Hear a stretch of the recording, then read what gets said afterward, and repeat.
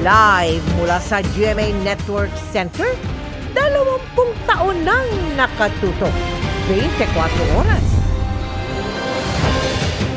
Magandang gabi po, Luzon, Visayas at Mindanao.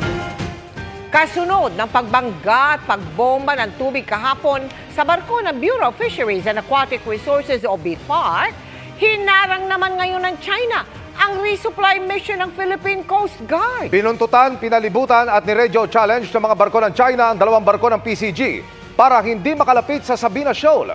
Dahil dyan, bigo ang misyon ng Coast Guard na makapaghatid ng supply sa nakaangkla roong BRP Teresa Magbanwa. At nakatutok live si Marisol Abduraman. Marisol. Mel, Emil, Vicky, bigo nga ang mga barko ng Philippine Coast Guard na makapasok sa Sabina Shoal matapos ng harangin ng mga barko ng China na maghahatid sana ng supply ng BRP Teresa Magbanwa na nakaangkla ngayon sa Sabina Shoal. Bago mag-alas 5 ng madaling araw kanina, tumulak ang BRP Cabra at BRP Inganyo, target ng 2 barko ng PCG na makarating sa Escoda Shoal na kilala rin sa tawag na Sabina Shoal. Ang misyon, makapaghatid ng supply sa BRP Teresa Magbanwa. Pasado alas 9 ng umaga, nasa 30 nautical miles pa lang ang layo mula sa Buliluyan Port sa Puerto Princesa, Palawan. Nakita na ang barkong ito ng China. Dakong 9:50 ng umaga, naging 2 na ito at tila bumubuntot na sa mga barko ng Pilipinas. Bago mag-alas 12 ng tanghali, mas dumami pa ang barko ng China. Habang papasok kami ng Escoda Shoal, nagpalitan ng radio challenge ang mga barko ng China at Pilipinas. Pero sa kabila ng sinabi ng PCG na magsasagawa lang sila ng humanitarian assistance sa isang PCG vessel doon, hindi sila pinagbigyan. Approaching Sabina Shoal na tayo sa tansyangan ng Philippine Coast Guard, nasa 25 nautical miles na lang ang ating layo nang magsulputan itong mga barko ng China. Ang isang ngayon, nasa 400 meters na lang ang layo mula dito sa atin. Pero maya-maya pa, lumapit na ito sa amin hanggang tuluyan ng humarang. Pansamantalang tumigil ang Cabra sa nasabing lugar, habang ang Inganyo naman ay pinalibutan na ng mga barko ng China. Bago mag-alas 2 ng hapon, 2 ng China Coast Guard ang humarang sa amin. At mas nadagdagan pa. Hindi na lang 1 o 2 barko ng China ang nakaharang sa BRP Inganyo ng Philippine Coast Guard kung saan tayo naroon ngayon, kundi napapalibutan ito ng 9 na barko ng China. Kabilang na dito ang ilan mula sa kanilang Navy. Maghapong pinalibutan ang mga barko ng PCG. Ang BRP Cabra, binubuntutan saan man ito magpunta hanggang tuluyan na itong umalis sa lugar pasado alas 4 ng hapon. Hanggang sa pag-alis namin, nakabuntot pa rin ang mga barkong ito ng China. Tila gustong makasiguro na tuluyan na nga nilang naitaboy ang barko ng Pilipinas kahit nasa loob ito ng ating exclusive economic zone.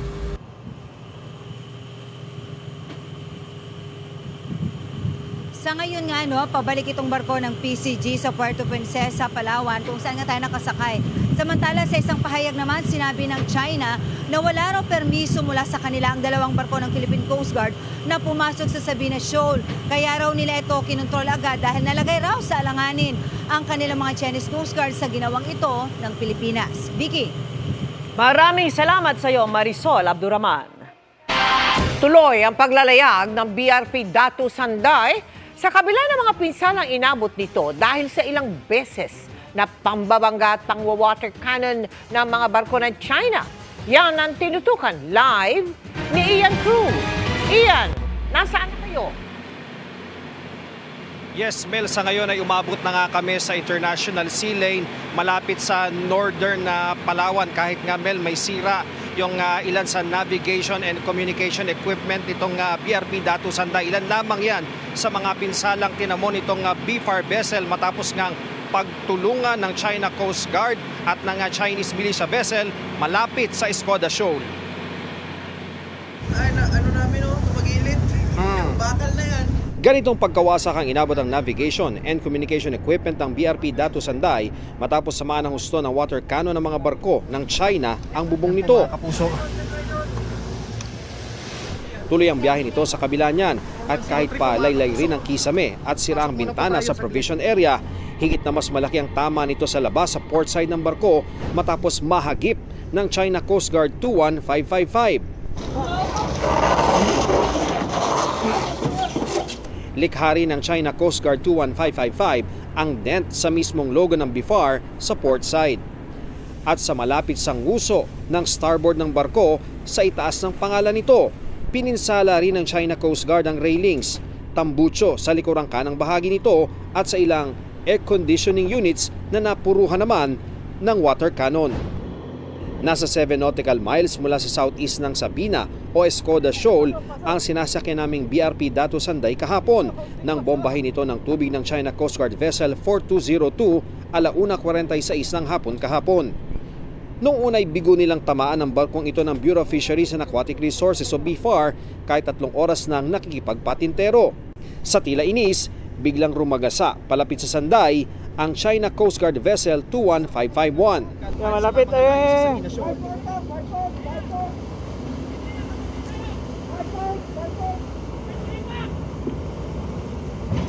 Oh! Ayan! Sinadyang banggain. Binangga po tayo ng China Coast Guard. Yan po ang 21551. Yan din po ang bumangga sa BRP Bagakay noong Lunes lamang ng madaling araw. At kanina lamang ay sabi nga natin hindi umubra yung kanilang pang-water cannon. At ito, binangga nga itong ating kinaroroonan ngayon. Pero simula pa lang pala yun dahil binangga muli ang sinasakyan namin ng China Coast Guard Vessel 21555 2:26 ng hapon kahapon. Tinamaan ng dambuhalang Coast Guard ship ang port side ng BRP Datu Sanday.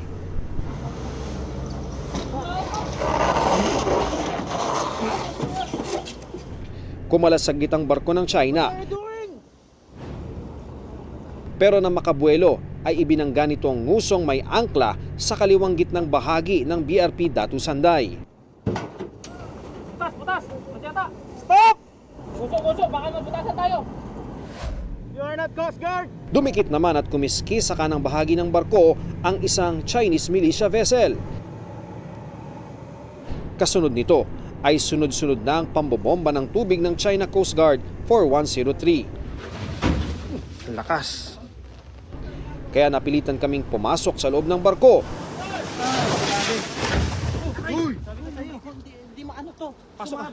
Sa puntong ito, nakapalibot na sa Sanday ang mga barko ng China at ramdam namin sa loob ang malakas na buga ng tubig. Kasabay nito ay humarang ang China Coast Guard Vessel 21555 at hinagip ang nguso ng aming barko. Ayun, bumangga na naman. Pinuntiryan ng tubig ang navigation at communication equipment sa itaas ng Sanday.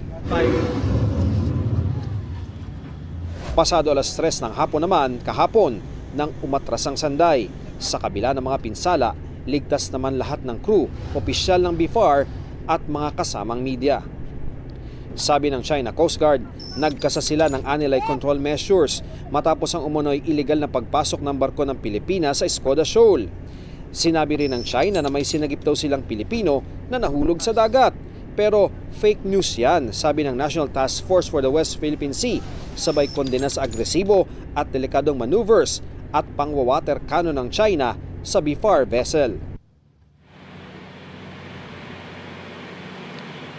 Mel, magpapahinga lamang saglit itong BRP Datu Sanday ng BFAR at muli itong babalik dito sa West Philippine Sea para itaguyod ang karapatan ng ating mga mangingisda. Live mula rito sa West Philippine Sea para sa GMA Integrated News, Ian Cruz, nakatutok, 24 oras. Maraming salamat. Ingat kayo, Ian Cruz.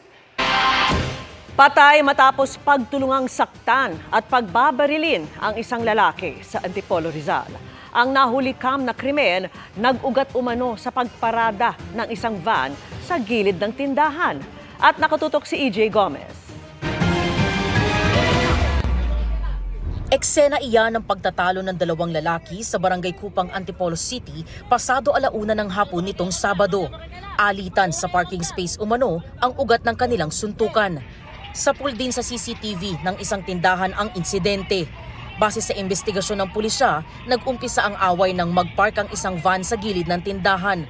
Nilapitan ito ng lalaking naka-shorts na may-ari ng tindahan para sitahin. Tuwing nagpapark daw yung biktima doon sa area na pinagtatalunan nila. Pero yung pinagparkan na nung biktima nung time na yun ay para hindi naman siya para mag-park. Tumigil lang siya para ibaba yung mga pasahero niya. Maya-maya, lumapit ang lalaking nakasuot ng itim na t-shirt na kinilalang si alias Toto para raw sana awatin ng dalawa. Hindi na nahagip ng CCTV pero sabi ng pulisya, batay sa sinabi ng ilang saksi, na unang manakit ang may-ari ng tindahan. Siya nanakal. Siya nag-umpisa galit na galit. Pag-park pa lang nila, galit na doon sa biktima. Pero kwento ng suspect, hindi siya, kundi ang kainuman niyang si alias Toto ang kaaway ng biktima. Sinakal niyo daw po? Hindi ko sinakal. Tinulak ko siya pabalik na sa sasakyan. Bakit po? Para hindi na nga siya bumaba na sasakyan. Para hindi ko sila mag-away. Hindi nagpapigil eh. Sa pool sa CCTV, ang palitan ng suntok ng biktima at ni alias Toto. Pati ang pagkuha ng pamalo ng lalaking may-ari ng tindahan. Maya-maya, nagpaputok na ng baril si alias Toto. Ang tama po ng biktima natin ay bali 3 sa ulo tapos isa sa likod po. 4 na balang pinutok po. Dead on the spot ang 26 anyos na biktima. Tumakas ang lalaking bumaril sakay ng kotse na nakunan sa CCTV sa ilang kalye ng Barangay de la Paz. Inaresto naman ang may-ari ng tindahan. Kwento ng ina ng biktima, pinagbantaan na ang kanyang anak ilang araw bago mangyari ang insidente. Pinukpok yung harapan ng sasakyan niya, yung motor niya, puro dura ng plema, yun ang ginawa. Tapos doon mismo din sa may tapat ng bahay, sa may gate, pinagbantaan rin siya ng mga tauhan doon. Hinala ng ina, planado ang pamamaril. Kabababa niya lang po ng sasakyan noon, talagang inintay siya. Paglabas ng ganun, may tao na agad dito, may isa na dito. Talagang pinagpaplanuhan na siya talaga na kumbaga wala siyang tatakbuhan eh. Para sa GMA Integrated News, EJ Gomez, nakatutok, 24 oras. May lead na ang Presidential Anti-Organized Crime Commission sa kung sino ang mga posibleng tumulong para makapuslit sa bansa. Si Alice Guo at kanyang mga kasama. Nasa Indonesia pa rin ang dismissed Bamban Mayor habang nagtangka naman pumunta sa Hong Kong ang kapatid niyang si Wesley. Nakatutok si Oscar Oida. Base raw sa pakipag-ugnayan ng Presidential Anti-Organized Crime Commission o PAOK sa kanilang counterparts, nasa Batam, Indonesia pa rin si Alice Guo o Guo Waping. Minamadali po natin yung paglabas ng tinatawag nating Blue Notice para mabantayan po siya ng 24/7. But then again, nangako po ang ating mga counterparts na they're doing their best to make sure na masecure lamang po siya sa isang limited na lugar. Ito rin ang impormasyon na natanggap ni Senator Sherwin Gatchalian, pati na rin ng Bureau of Immigration. Naniniwala ko na ang buong sangay ng enforcement agency ng Indonesia naka-alerto na kaya mahirapan na siyang gumalaw dito rin sa Southeast Asia. Doon po sa ating coordination with our counterparts, Indonesian immigration, wala pa pong attempt si Mayor Alice Guo na magtawid border muli mula po nung huli niyang pasok noong August 18. Nakatanggap din daw ng impormasyon ang PAOK nitong Lunes na sinubukan umanong lumipad patungong Hong Kong ang kapatid ni Alice Guo na si Wesley. So inaalam pa po natin sa counterparts natin sa Administrative Region of Hong Kong kung nakalipad nga po siya at nakapasok doon sa kanilang territory. Inaantay lang po natin yung update. Naniniwala ang PAOK na hindi basta-basta makakaalis ng Pilipinas si Guo kung walang tumulong sa mga ito. May mga lead na raw sila kung sino-sino ang mga ito, bagay na kanila pang kinukumpirma. Lalo't alam ng buong bansa, maging mga karating na bansa na pinaghahanap sila. Ang NBI naman, patuloy umano ang pagsusubaybay sa mga galaw ni Guo. Yan continuously nagmo-monitor kami. Meron tayong mga nakaabang pa rin na mga ahente. Para sa GMA Integrated News, Oscar Oida, nakatutok, 24 oras. Nadagdagan ng 2 bagong kaso ng Mpox sa Metro Manila at may isa pang binabantayan na posibleng kaso sa probinsya. Ayon sa Health Department, may tuturing na local transmission na ang mga yan. Nakatutok si Maki Pulido. Parehong mild case ng Mpox ang dalawang bagong kaso sa bansa na nagpataas ng kabuuang bilang ng kumpirmadong kaso sa 12 simula July 2022. Ang Mpox case number 11 ay 37 years old na lalaking taga Metro Manila at nakakonfine sa isang public hospital. Noong August 20, unang napansin ang kanyang mga sintomas, rashes sa halos buong katawan kaya't nagpatingin sa doktor. Nagpapagaling naman sa bahay ang ika-12 kaso ng Mpox, 32 years old na taga Metro Manila rin. Unang napansin ang kanyang mga sintomas noong August 14. Malakas naman ang pangangatawan at naka-cover naman yung lesions. Pinayagang makauwi at sa bahay siya nagsistay at home for the rest of the isolation period. Parehong may intimate skin-to-skin contact ang dalawang bagong kaso ng Mpox sa bansa. Si Mpox case number 10 naman, gumagaling na raw pero hindi pa lang ma-discharge sa ospital dahil may ibang kondisyong medikal.